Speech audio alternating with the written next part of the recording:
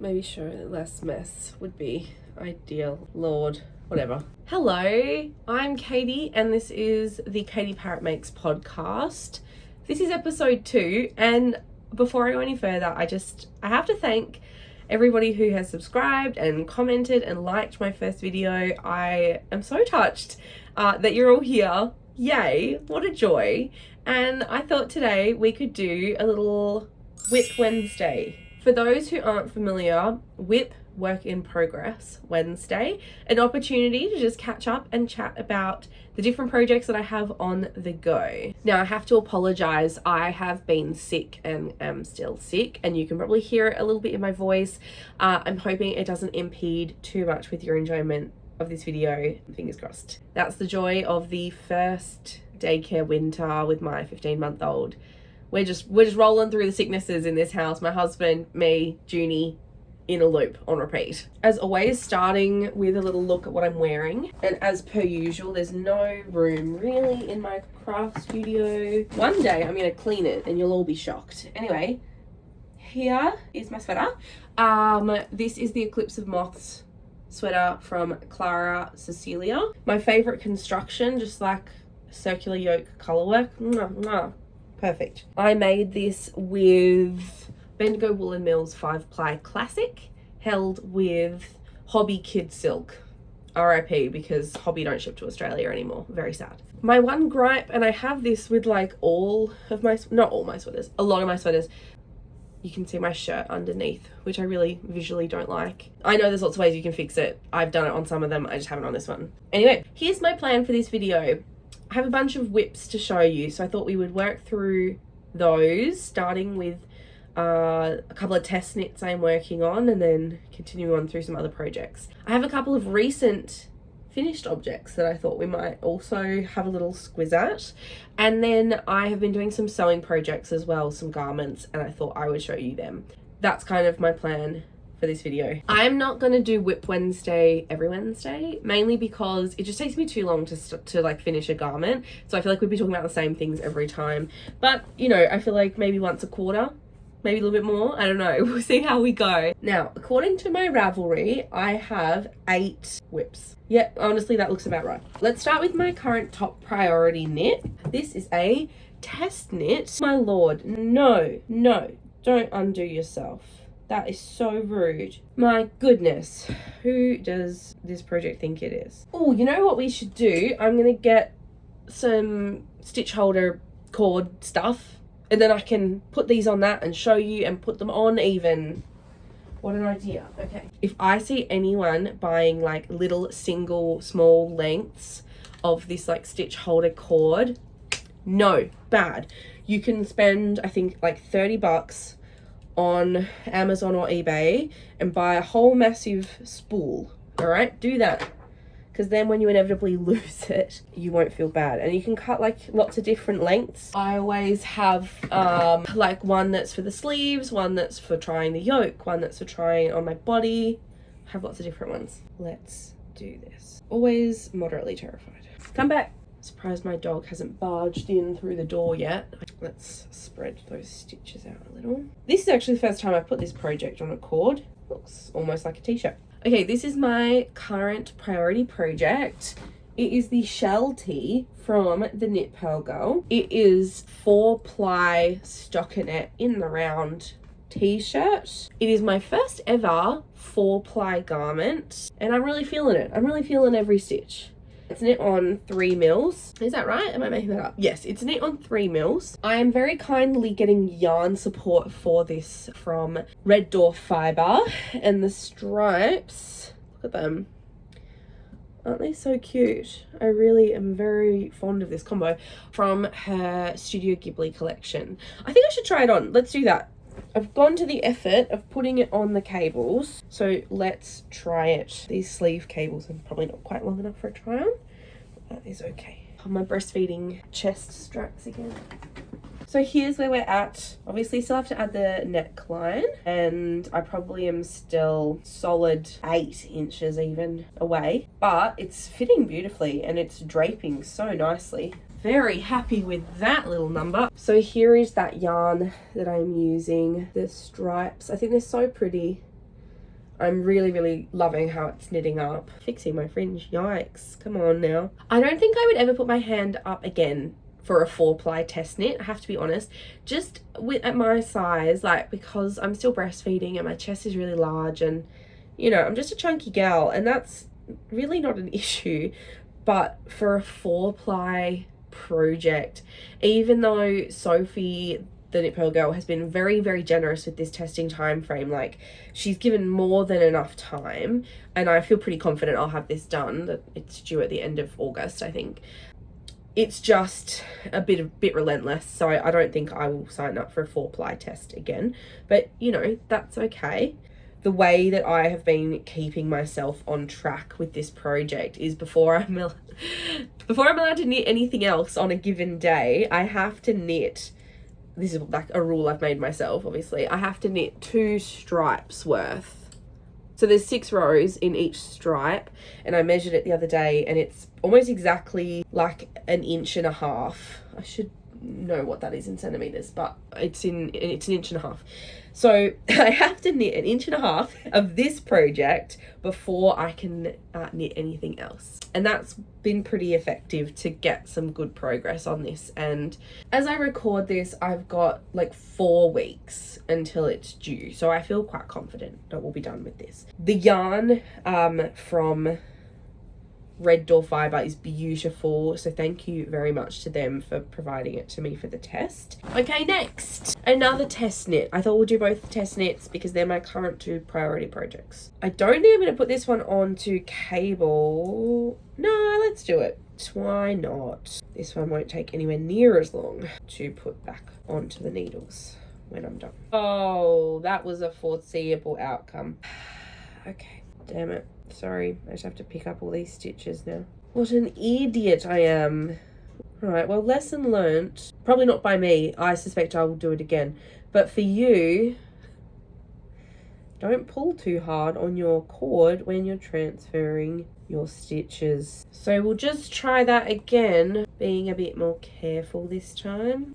Okie dokie, artichoke. So I've only done a little bit of this one, but this is my other test, and it is the Afric sweater from Rebecca Clow. Thank you to the commenter on my previous video who informed me that that is how you pronounce her last name, Clow like low. Yes, so this is the Afric. It is also a provisional cast on situation because it has a folded over neckline.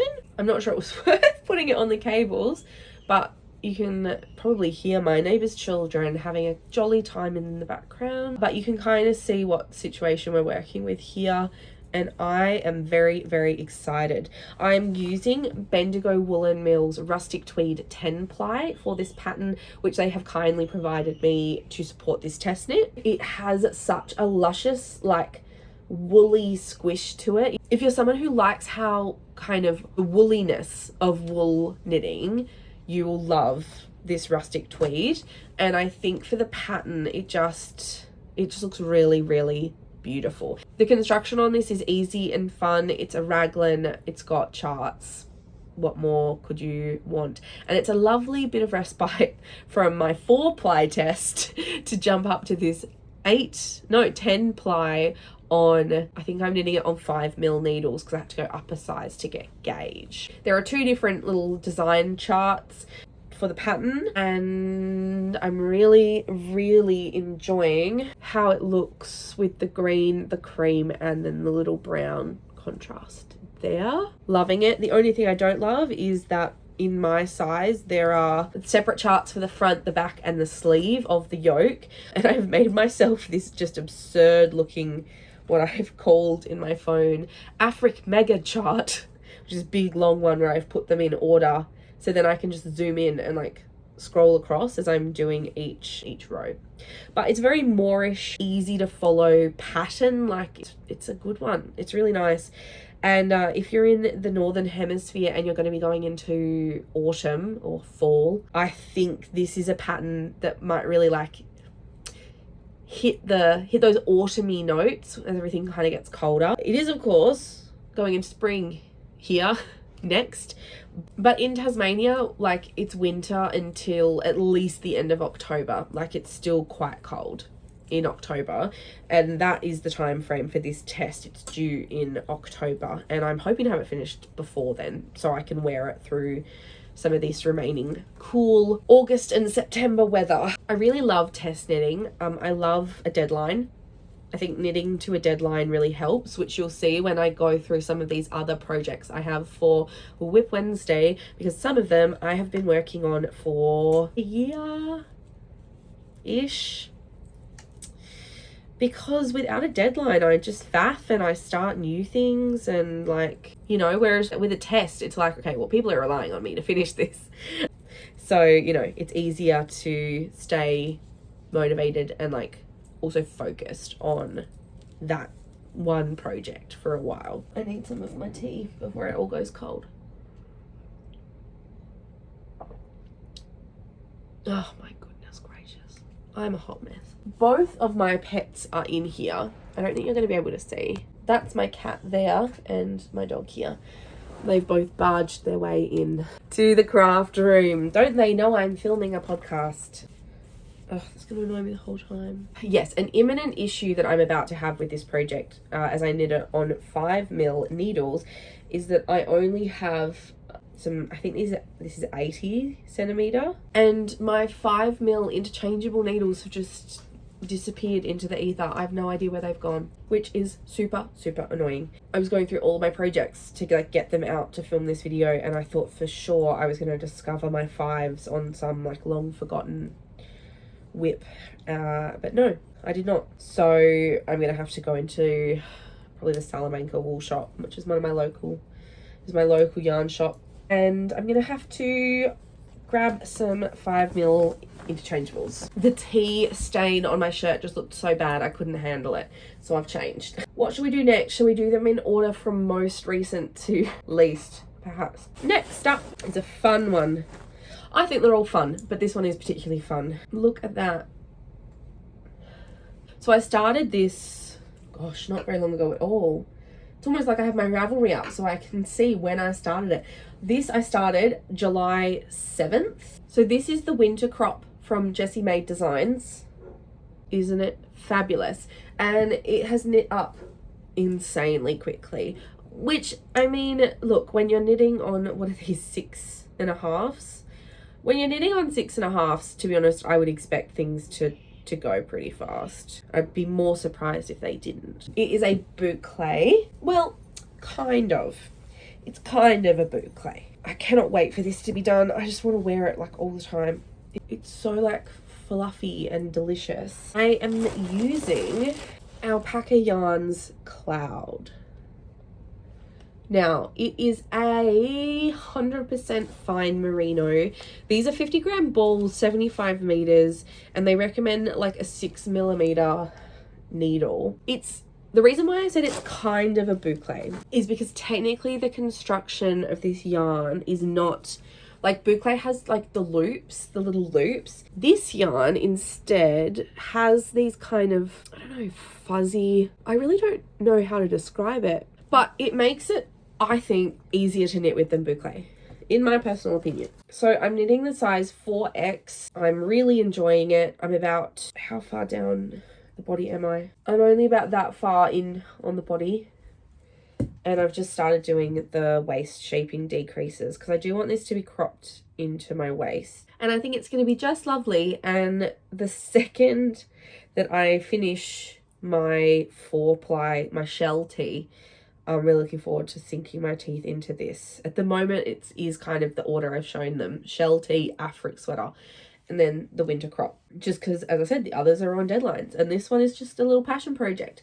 But this yarn is really nice and it's pretty affordable, but I haven't seen it that many places. I'm pretty sure I was actually the person to add this yarn to Ravelry, which I have never seen before, but it performs very much like a similar weight boucle in terms of like the patterns that it seems to work with, much like this one, the winter crop. So if you do see this yarn at your local yarn store, I don't know, I recommend giving it a go. I bought about 9 balls, I think, and I've knitted this much, which is like kind of the meat of the sweater, to be honest, on about 4 of those 9 4.5. I've just added another ball. I really like the demarcations of the knit lines in this. I think it looks lovely, but to be honest, the garter, like the reverse stockinette side, I think looks quite nice too. So yeah, next, I've been calling this my Bendigo project because I cast it on the morning that I went up to the Bendigo Sheep and Wool show because I wanted to take a project with me that would be not too much space in my bag, and kind of fun. So I cast on the Stafen shawl. I have never made a shawl before. I'm really a garment girly through and through, but I had been tossing up for a while making one of her Stafen sweaters, either the Stafen or the Stafen Light, and I had the Stafen shawl in my Ravelry library, and so I decided to cast it on. So this has been fun learning for me in terms of like shawl construction, because I was very confused to start with until I realized that the bottom was like the straight flat bit, because like that's the cast on edge down there, and then it comes up into the point. I'm using Bendigo Woollen Mills 8-ply prism. This one has a very subtle color change. I have 2 balls of it, so I'm thinking I'll make the large size of the shawl. I think we are just starting to change colors up here. It's just lovely. So it's a combination of rib, these little bumps, sorry that was a rude finger, these little bumps, and this like textured stitch pattern, and it's just a repeat of those 3 things. And it's lovely, and I'm really enjoying. This is the one I'm kind of popping in my bag to go places with because it's really quite compact, and it's just fun and it's easy, and I don't have to think too hard because I just know that I do the increases on the right side and just go across on the wrong side, and that's it. Very much enjoying that project. Now we're kind of into projects that I'd sort of abandoned, and in doing this video I was like, it's been a while since I've worked on some of those. This is a Holga, I guess probably the pattern's like Holga Jr. sweater that I am knitting for a friend's baby. Very cute, just like a bog stand, drop shouldered. You know, you work the back flat and the top of the sleeves fat, and then you join it in the round. I'm using Feels Like Butter from Lion brand. I got this at Spotlight. I would never normally knit with acrylic or polyester, but because it's for a kid, I wanted her to be able to just put it in the washing machine and not stress about it. I was meant to give this to her ages ago, and then I realized as I was going down the sleeve that this is just too short for her son. Like, it really needs to be probably 4 more stripes longer. And then I was like, that means I have to like take the ribbing that I've done off and go back in, and then it just all seemed too hard, which is so stupid. So I've stopped working on it, but I will try and pick this up again so that she can use it before winter is over. Although I think the size I've knitted, she could probably use it next winter, although her son grows very fast. He's a big boy. So yeah, that's my Holga baby sweater, and I really need to just like knuckle down. It's probably like a weekend's worth of work. It's so tiny. It's ridiculous that I haven't done it, but I mean, I don't know what to tell you. This was my main project for a while, and then I got distracted. I couldn't tell you what on, and so I haven't touched it in yonks. Ooh, I only have 1 stopper on there. An interesting choice. Oh, are they my 5s? They're 4.5s. Damn it. So this is my Lento sweater. She's a little cutie. It's a bit fun. It's a bit of a speckly situation. It's casting quite dark in this light, but it's not. It's quite bright and colourful. Maybe back here you can kind of see it better. What I wanted to do, because I'm knitting it, holding it double with this random kind of, it's like a 4-ply wispy fluffy thing from Spotlight.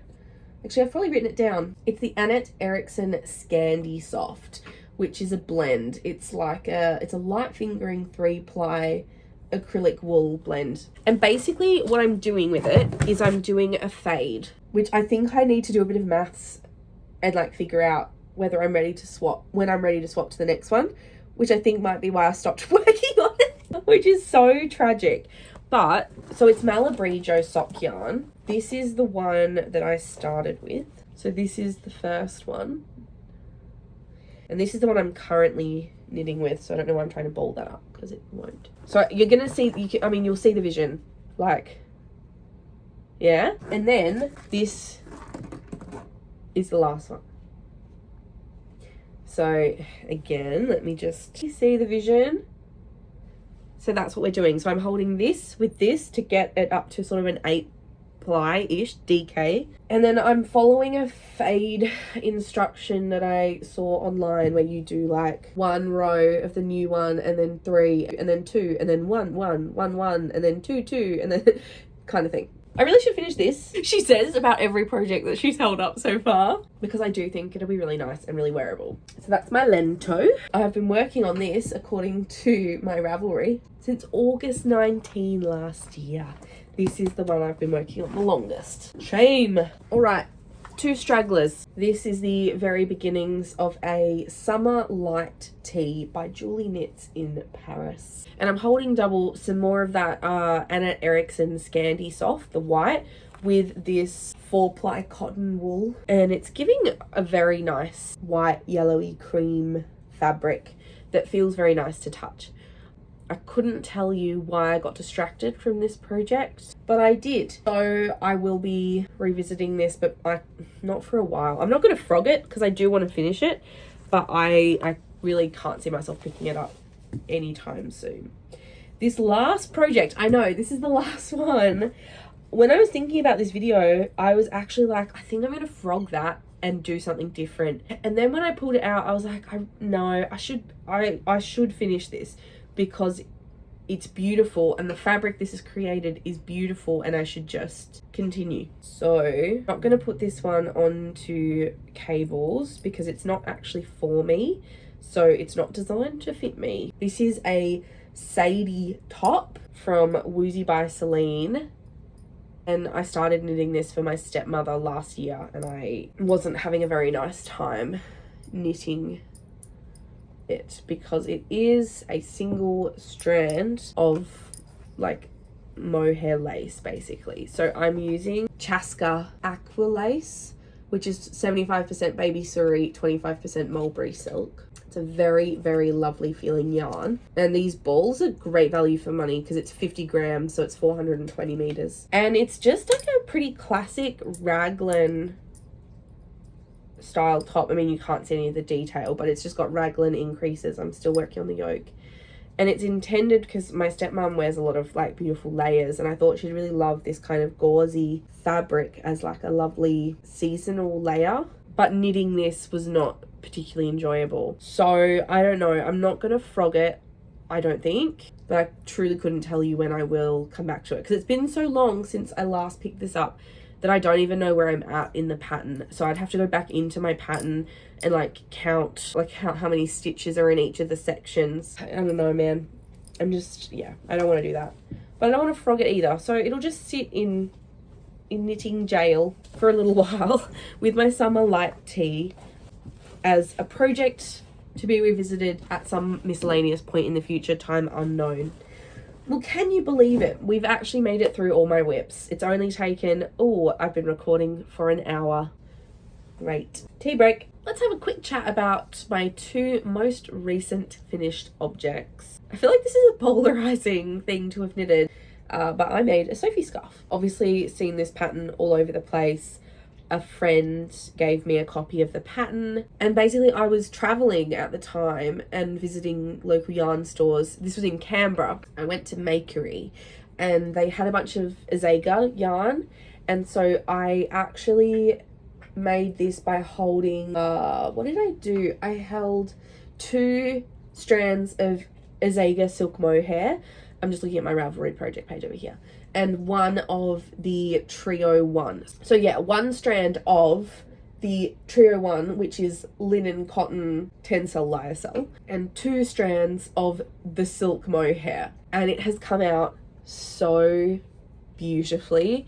It is soft and fluffy without being like super scratchy. I wore it to Bendigo show. I knit the large size, which I really like. I have not made many accessories. I don't even think I have any like scarves. I hate knitting scarves generally, but I really like this, so I'm gonna look for some more little kerchief like mini scarf patterns, maybe some fun stitches, because I mean knitting just garter stitch was pretty dull, I have to be honest. But I really like this. I've already worn it so many times since I finished it and blocked it, and I want to make more because it's a very easy little scarf to wear. The other recent finished object was a test, shocker from me, I know, who would have guessed it, of the Woolen Works Ridgeline vest. So here she is. This is an all over rib garment, and I just don't know what I was thinking. It was just, anyway, whatever. It just took a long time, and the testing period was not particularly long, and I had a little internal gripe because a couple of them, the testers were like, it's so quick. But they were like humans that were this big. And that's fine. But like, it wasn't quick. It took me working quite hard the entire testing period to get this done. Wouldn't wear it with these pants. Obviously, I'll insert a photo of how I have worn it. But it is lovely. I really like the decrease details across the edges because it's finished in like a lovely I-cord. I had these funny little thrifted buttons and I thought that they looked quite nice. So all in all, I'm very happy with it, and I would recommend this pattern in a situation where I was not in like a time constraint. I really like it. It's lovely. As always, if you want to see details of any of these projects, they're all in my Ravelry. My Ravelry is in the description of this video. That's all my knitting related stuff. I've been going for quite some time, and I'm wondering if I should do my sewing related things or not. Do I have time?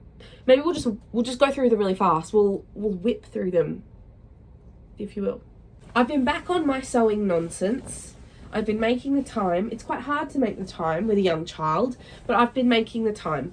And I've been making pants. These are 3 different pairs of pants that I've made. They're Muna and Broad because basically let me grab my prop for this conversation. I think that I only have video from my Instagram stories, which will have like text mark on it, but I might insert some of this. Basically, I made the ginkgo pinafore out of this lovely plaid. However, I thought it looked really terrible on me and I just wasn't happy with it at all, but I really like this fabric. And so what I decided to do was cut the top off the pinafore, and I made a skirt with drawstring sides. But that was a bit of a kerfuff, you know, it was a faff, which I didn't enjoy. So I went back to Old Faithful, which is Muna and Broad patterns, because these are patterns designed for fat people by fat people, and it shows because they fit so well. There's no mucking around, you know what I mean? They're just good. So